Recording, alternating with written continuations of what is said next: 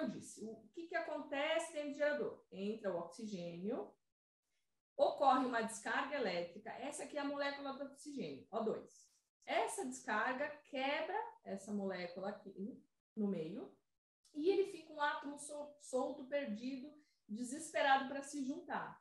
Como aqui está passando várias moléculas de oxigênio, quando há essa quebra, esse oxigênio ele se junta com uma molécula que está passando e forma o ozônio. Então, vamos lá. Aqui, quando eu falo dessa porcentagem de 100% do oxigênio que entra, quantos por cento sai de ozônio?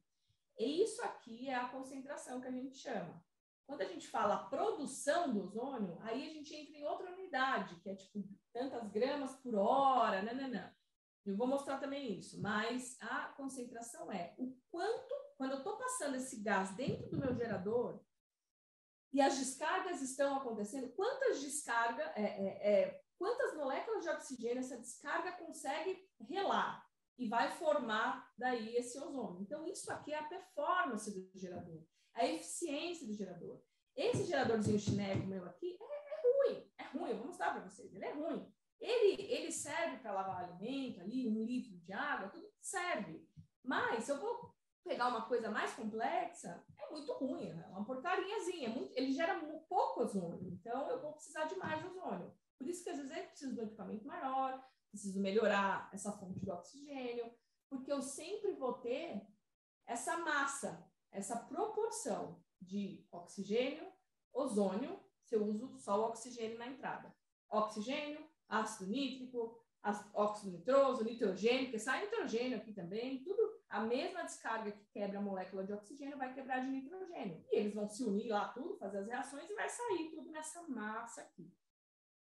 E na prática, o que acontece? Acontece que se eu usar o ar ambiente, teoricamente, de 100% desse ar, desse oxigênio aqui, ó, que entra no gerador, 1% se tornará ozônio.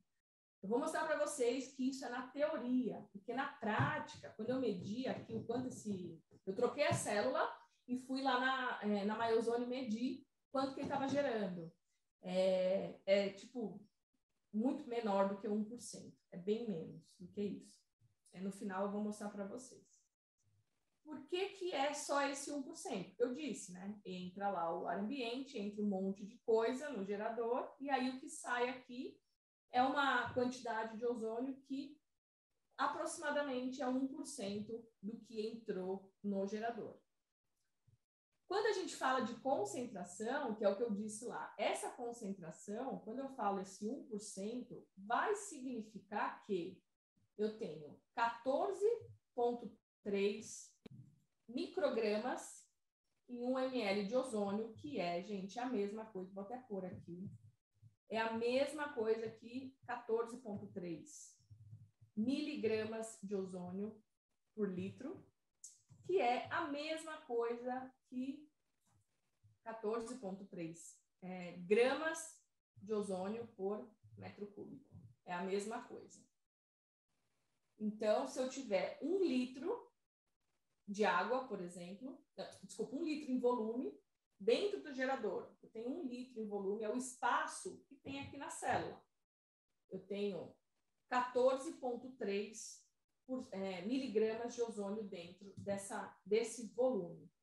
A concentração é uma relação do volume com o quanto que eu consigo formar de ozônio. E como é difícil, na ozonoterapia usa esses números, mas na área que não é da ozonoterapia, a gente usa em porcentagem, porque fica muito mais fácil. Então, quando eu falo para você que 1% de ozônio é produzido, do 100% de oxigênio que entra, significa isso, significa que eu tenho em um volume X uma porcentagem de ozônio, que aqui são unidades diferentes, mas a proporção é a mesma. E quando eu uso oxigênio, teoricamente, do 100% aqui do que está no concentrador, entra no gerador, 4% se torna ozônio. Então, é bem mais do que 1%. Então, eu vou ter muito mais ozônio. Lembrando, gente, uma coisa importante. Não sei se vocês repararam, mas aqui, E aqui eu usei se refrigerado a ar. Esses geradores que eu tenho aqui, todos são refrigerados a ar. Quando eu falo de equipamentos grandes, que era lá o que eu vendia, que usa esse dielétrico gigantão aqui, eles são refrigerados a água. Com água, a água ela tem um poder calorífico muito bom. Puxa muito bem a temperatura. Então, quando eu quero formar muito ozônio, por exemplo, nesses equipamentos bons e grandes, essa porcentagem aqui chega a 10%. Então, de 100% do oxigênio que entra, 10% é ozônio formado.